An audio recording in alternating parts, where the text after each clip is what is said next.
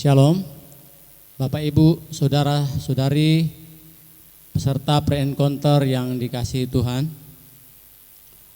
Baiklah, kita akan sama-sama belajar kebenaran firman Tuhan melewati materi pre-encounter, dan saat ini ada di dalam pelajaran ketiga yang akan berbicara tentang lahir baru. Dan sebelum kita akan sama-sama pelajari materi ini, baiklah kita akan sama-sama berdoa terlebih dahulu. Kita berdoa. Terima kasih Bapa yang baik, di dalam nama Tuhan Yesus kami sungguh bersyukur, berterima kasih pada kesempatan ini karena kasih setia Tuhan yang selalu Tuhan berikan dalam kehidupan kami. Dan pada kesempatan ini kami hendak belajar bersama tentang kebenaran-Mu lagi Tuhan. Kami rindu, kami terus dikuatkan dengan kebenaran firman-Mu melewati materi pelajaran ketiga pre-encounter pada kesempatan ini. Urapi hamba-Mu, urapi kami semua yang mendengar, Tuhan urapi juga sehingga benar-benar kebenaran-Mu benar-benar boleh tertanam dalam hati kami boleh dikuatkan selalu dalam menjalani hidup ini. Terpujilah Engkau Bapa. Kami akan mulai pelajaran materi ketiga ini hanya di dalam nama Tuhan Yesus. Haleluya, amin. Puji Tuhan. Tadi saya sudah sampaikan bahwa materi akan berbicara tentang lahir baru. Berbicara tentang lahir baru, tentu di sini tidak berbicara tentang lahir secara fisik, saudara ya.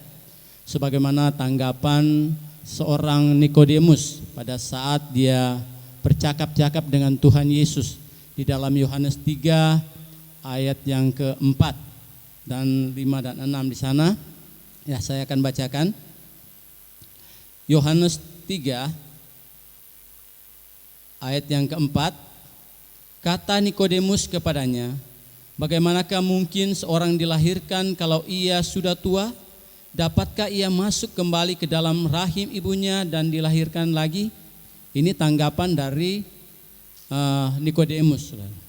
Tapi Tuhan berkata di dalam ayat yang ke-6, apa yang dilahirkan dari daging adalah daging, dan apa yang dilahirkan dari roh adalah roh. Jadi lahir baru itu bukan lahir secara fisik yang kita sama-sama pelajari pada kesempatan ini. Jadi kita akan belajar tentang lahir baru, yaitu bagaimana kita mau hidup baru bersama dengan Tuhan. Artinya kehidupan baru itu adalah kita mau meninggalkan kehidupan yang lama dan kita mau beralih kepada kehidupan yang baru. Kita tahu kehidupan yang lama itu adalah dosa-dosa kita. Ini yang harus kita tinggalkan. Dan tentunya kita diciptakan oleh Tuhan, kita diberikan kehendak bebas, saudara ya. Kita diberikan kehendak untuk memilih. Tapi jangan sampai kehendak bebas yang Tuhan berikan ini kita pakai untuk melakukan hal-hal yang tidak Tuhan kehendaki.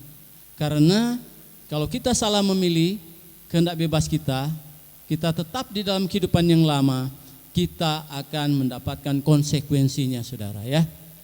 Kita akan ada konsekuensinya ketika kita tetap hidup di dalam kehidupan yang lama. Jadi Tuhan menginginkan kita untuk hidup yang baru, lahir baru, saudara. Sehingga tidak ada konsekuensi yang akan mengganggu kehidupan kita, yang akan membuat kita ya dihukum. Kalau kita, itulah konsekuensinya, kita dihukum kalau kita tidak lahir baru, saudara. Jadi Tuhan memberikan kita kehendak bebas, tapi Tuhan mau kita hidup di dalam ketaatan ya. Ya, kehendak bebas yang kita pakai bukan mau-maunya kita lagi, tetapi mau-maunya Tuhan. Tuhan mau kita mau hidup di dalam ketaatan di dalam Dia, saudara ya. Jadi kita diberikan pilihan mau hidup lama atau hidup baru.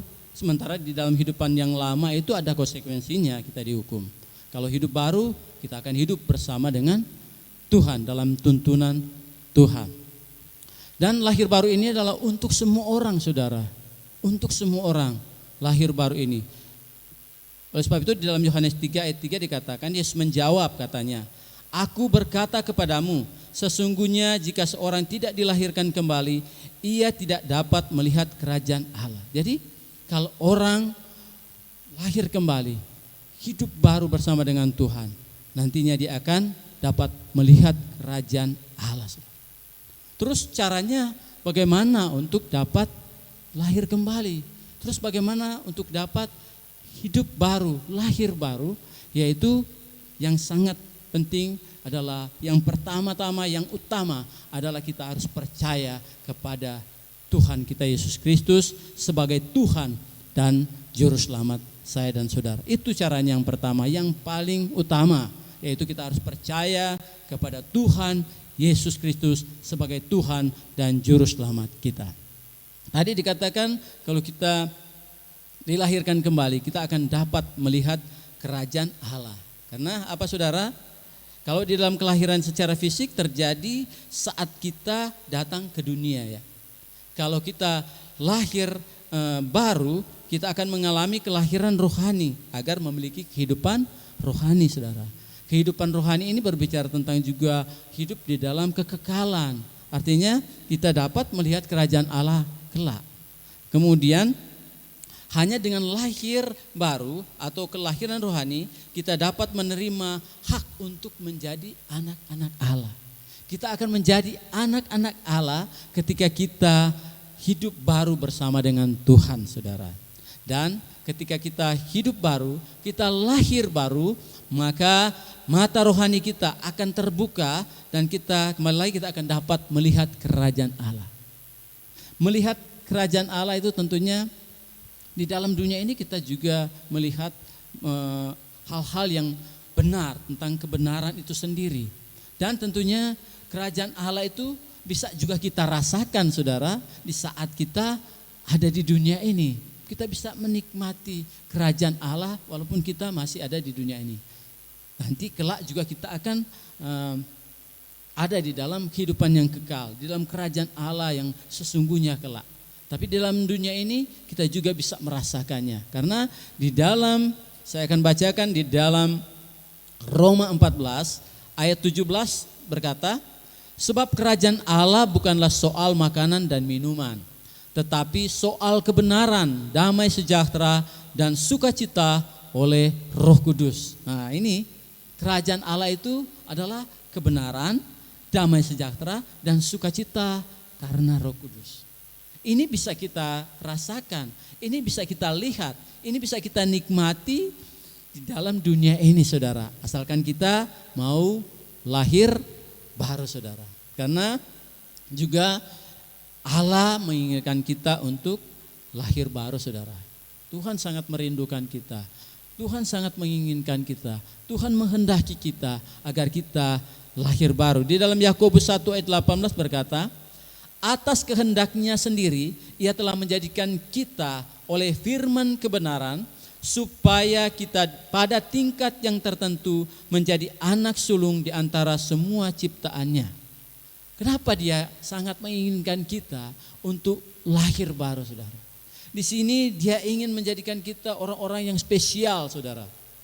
Di sini dikatakan supaya kita pada tingkat yang tertentu. Ini tingkat yang tertentu adalah sesuatu yang spesial buat saya dan saudara, yaitu dia akan menjadikan kita anak sulung saudara. Dia akan menjadikan kita anak sulung saudara.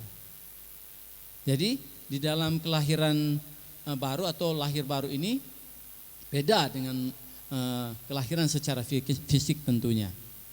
Kelahiran baru ini kita mungkin ya secara fisik kita dilahirkan mungkin anak kedua ya, jelas ya anak pertama itu anak sulung. Anak kedua, anak ketiga, anak keempat atau yang bungsu. Ya. Kalau yang kita walaupun kita anak ketiga, anak keempat atau anak bungsu, anak keberapa, tapi ketika kita lahir baru kita akan menjadi anak-anak sulung dari Tuhan. Tapi walaupun dia secara fisik dia sebagai anak sulung tanpa lahir baru, dia tidak akan menjadi anak-anak, tidak akan menjadi anak sulung saudara. Jadi yang spesial kita dijadikan anak-anak sulung ketika kita lahir baru di dalam Tuhan saudara. Puji nama Tuhan. Nah sini kita akan melihat arti daripada lahir baru. Tadi sudah dikatakan lahir baru itu bukanlah lahir baru secara fisik saudara ya. Bukan lahir baru secara fisik, tetapi Di sini kita akan melihat lahir baru itu adalah memiliki yang pertama hati yang baru. Ya. Orang yang lahir baru ini akan memiliki hati yang baru. Di dalam Yehezkiel 36 ayat 26 berkata, "Kamu akan kuberikan hati yang baru dan roh yang baru di dalam batinmu, dan aku akan menjauhkan dari tubuhmu hati yang keras, dan kuberikan kepadamu hati yang taat." Jadi lahir baru artinya kita memiliki hati yang baru atau roh yang baru, saudara. Dan orang yang memiliki roh yang baru ini adalah juga memiliki hati yang taat, saudara. Makanya Tuhan menghendaki kita untuk hidup di dalam ketaatan. Nah, pada saat kita lahir baru, di situ kita sudah memiliki roh yang baru. Dan kita juga memiliki hati yang taat. Jadi hati yang baru adalah hati yang taat. Di sini ditulis tidak dapat hidup dengan dua hati di saat bersamaan. Ya, di Yakobus 1 ayat 8 berkata, orang yang mendua hati tidak akan tenang di dalam hidupnya. Ya jelas, kalau kita ada di dalam kehidupan yang lama, terus ada di dalam kehidupan lahir baru, tentunya tidak nyambung, saudara ya. Tidak teratur, saudara ya. Yang tentunya yang sangat-sangat Tuhan kehendaki kita ada di dalam kelahiran yang baru bersama dengan Tuhan, bukan ke dalam kehidupan yang lama lagi. Di dalam kehidupan yang lama akan banyak kebimbangan yang akan kita alami, saudara ya. Kemudian arti lahir baru kedua adalah tentunya hidup di dalam kekudusan. Orang yang sudah lahir baru sudah pasti harus hidup di dalam kekudusan. Karena dengan hidup di dalam kekudusan artinya kita terpisah dari sifat dosa kita. Kita akan mudah dapat mengendalikan kehidupan kita untuk tidak lagi mudah hidup di dalam kehidupan yang lama. Karena Roh Kudus ini sudah akan ada di dalam kehidupan saya dan saudara. Karena kita sudah dilahirkan baru, makanya kita sudah bisa mengendalikan kehidupan kita untuk tidak lagi mudah di dalam masuk di dalam kehidupan, kembali kepada kehidupan yang lama, saudara ya. Dan di sini dikatakan Roh Kudus menjadi bagian dari kita ketika kita menerima Yesus sebagai Tuhan dan Juru Selamat. Ketika kita hidup dalam kekudusan, hidup baru bersama dengan Roh Kudus, kita akan mendapatkan atau Roh Kudus akan menjadi bagian di dalam kehidupan saya dan saudara. Tuhan akan memberikan Roh Kudus di dalam kehidupan saya dan saudara, sehingga dia akan bekerja di dalam kehidupan saya dan saudara. Roh Kudus ini hanya bekerja kepada orang yang sudah lahir baru. Ia tidak akan masuk ke dalam hidup siapapun tanpa diundang. Dan perlu diketahui, Roh Kudus itu tidak akan masuk kepada kehidupan orang-orang yang tidak mengundang dia, saudara. Cara untuk mengundang Roh Kudus ya, pertama kita harus hidup di dalam kekudusan, saudara. Contoh ya, saudara, kalau kita diundang ya, mungkin saudara kita, teman kita untuk datang ke rumahnya, saudara ya. Terus sampai ke depan rumahnya, pas yang saudara yang mengundang kita itu buka pintu. Kemudian pas saat dia buka pintu tercium bau yang sangat menyengat, saudara. Terus kita sempat melihat di dalamnya itu berantakan, saudara. Tentu kita akan dengan sendirinya akan memiliki suatu alasan. Mungkin ya buru-buru untuk pulang. Pak, saya masih ada urusan, jadi saya buru-buru, yang penting saya sudah datang. Jadi dia tidak bisa masuk, jadi kita mungkin tidak masuk, saudara, di dalam karena bau dan berantakan di dalam rumah itu. Gimana kita bisa masuk, saudara? Demikian pula Roh Kudus. Roh Kudus tidak akan masuk kalau kita masih di dalam kehidupan yang lama. Kehidupan yang lama itu kan dosa-dosa yang masih berkecamuk di dalam kehidupan saya dan saudara. Bagaimana perkataan kita masih sembrono, bagaimana kita masih hidup di dalam hal-hal yang tadi dikatakan di awal itu, percabulan, perzinahan, ya, dan juga kejahatan, mencuri, ya, semua kejahatan, semua hal-hal yang Tuhan tidak kehendaki masih ada di dalam kehidupan saya dan saudara. Bagaimana Roh Kudus itu akan masuk? Roh Kudus akan masuk ketika kita hidup di dalam kekudusan. Hidup kudus kan suci, bersih, ya. Jadi kalau kita hidup dalam kekudusan, di situ artinya kita mengundang Roh Kudus untuk masuk di dalam kehidupan saya dan saudara. Jadi mari kita mau hidup di dalam kekudusan supaya Roh Kudus ada di dalam kehidupan saya dan saudara. Kalau dalam Yehezkiel 36 ayat 31, saya bacakan Yehezkiel 36 ayat 31. Firman Tuhan berkata, dan kamu akan teringat-ingat kepada kelakuanmu yang jahat dan perbuatan-perbuatanmu yang tidak baik, dan kamu akan merasa mual melihat dirimu sendiri karena kesalahan-kesalahanmu dan perbuatan-perbuatanmu yang keji. Nah, di sini akan merasa mual, saudara ya. Kalau kita sudah hidup dalam kekudusan, kita sudah lahir baru, yang dosa-dosa itu, kehidupan yang lama itu akan seperti merasa mual kalau kita mengingat-ingat lagi hal-hal yang lama, hidup yang lama itu. Inilah pentingnya kalau kita hidup baru bersama dengan Tuhan. Kalau kita hidup di dalam kekudusan, karena kita sudah lahir baru, kita akan senantiasa mampu mengendalikan kehidupan kita untuk tidak mudah lagi tercemar di dalam hal-hal kehidupan yang lama tadi ya. Kemudian arti lahir baru yang ketiga adalah kita menjadikan kita manusia baru, saudara. Luar biasa ya. Kita akan dijadikan manusia baru. Di sini dimeteraikan dengan Roh Kudusnya. Ketika kita menjadi manusia baru, kita akan dimeteraikan oleh Roh Kudus, saudara. Dimeteraikan artinya disahkan, saudara. Kita disahkan oleh Roh Kudusnya ketika kita menjadi manusia baru. Ketika kita sah ya menjadi manusia baru, kita akan memperoleh jaminan kehidupan kekal dan warisan surgawi. Di dalam 2 Korintus 1 ayat 22, 2 Korintus 1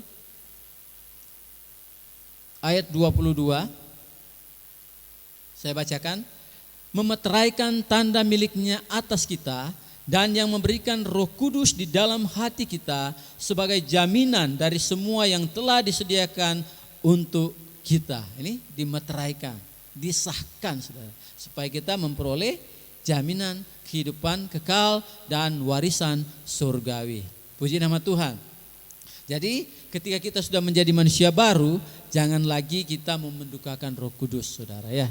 Orang yang sudah lahir baru itu jangan sampai mendukacitakan Roh Kudus. Di sini di Efesus 4 ayat 30 dikatakan jangan membuat Roh Kudus berduka cita karena adalah meterai untuk hari penebusan. Dan kita tahu kita semua sudah ditebus oleh darah yang mahal sehingga kita sah menjadi orang-orang yang dikasih oleh Tuhan, sehingga kita berhak memiliki hak warisan dari surga. Kita memiliki kehidupan yang kekal bersama dengan Tuhan.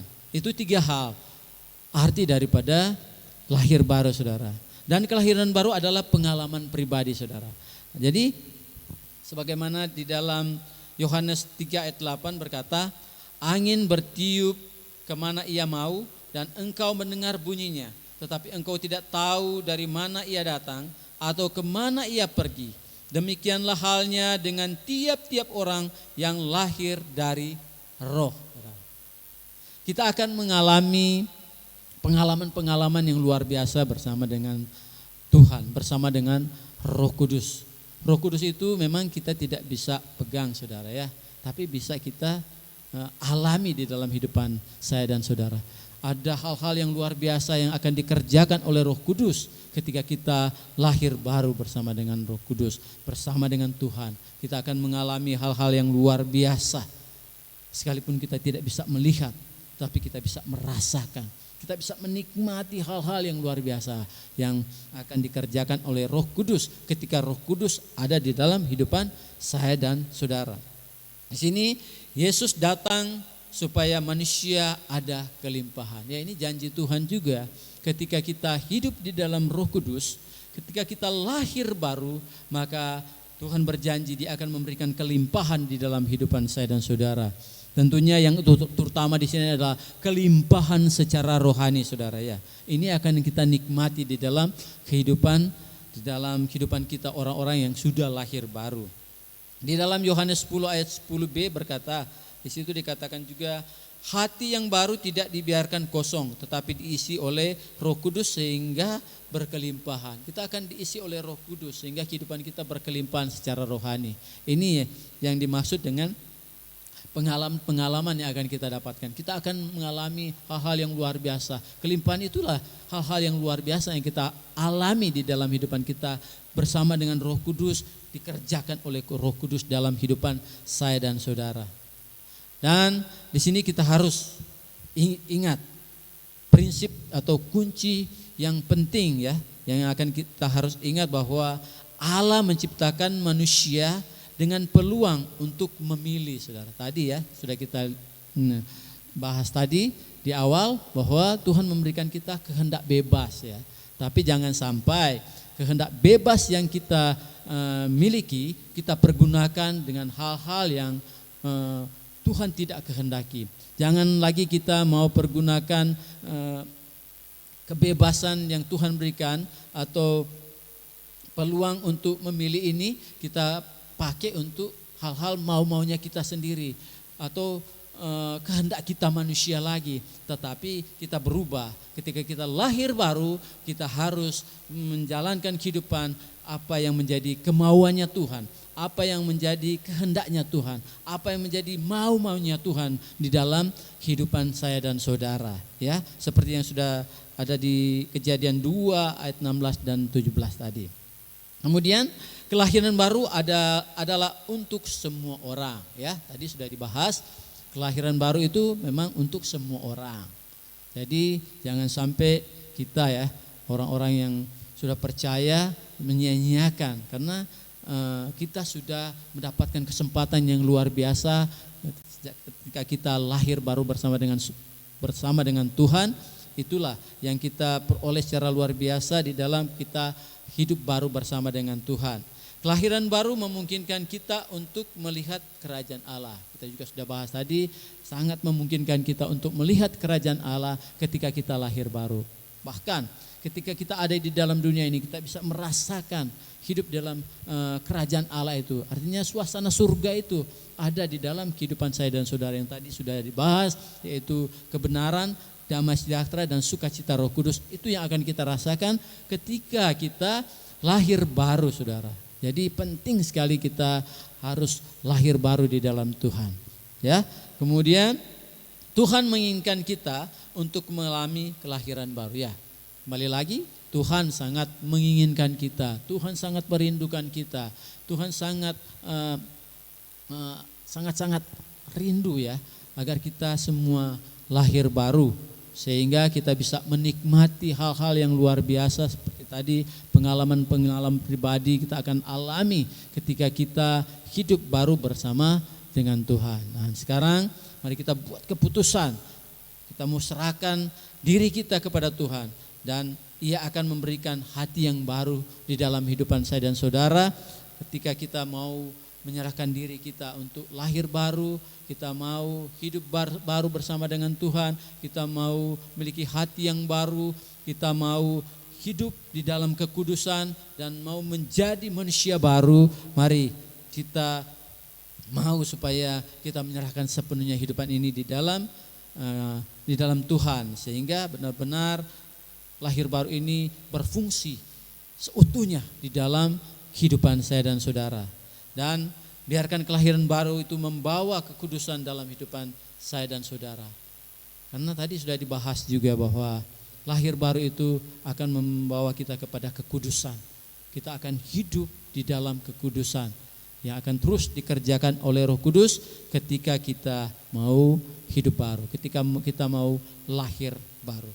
Dan biarlah kelahiran baru membawa kita kepada kepastian dan keamanan yang diberikan oleh Roh Kudus.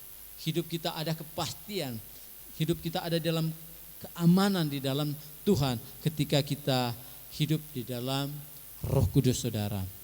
Menjadi pertanyaan buat kita, ini bagian terakhir. Perubahan apa Anda alami setelah Anda berjumpa dengan Tuhan? Jelas saudara, ketika kita mengalami perjumpaan dengan Tuhan, ketika kita hidup baru, ketika kita lahir baru bersama dengan Tuhan, kita akan melihat bagaimana keubahan yang luar biasa, bagaimana kita akan mengalami hal-hal yang dahsyat yang akan Tuhan kerjakan di dalam kehidupan kita. Orang-orang yang lahir baru, orang-orang yang hidup baru bersama dengan Tuhan. Mari saudara, kita mau hidup baru bersama dengan Tuhan. Mari kita percayakan Roh Kudus ini berkarya seluas-luasnya di dalam kehidupan saya dan saudara. Demikian materi pelajaran ketiga pada kesempatan ini. Harapan kita semua kita diberkati dengan pelajaran ini atau firman Tuhan yang sudah saya sampaikan. Puji nama Tuhan, Tuhan Yesus memberkati.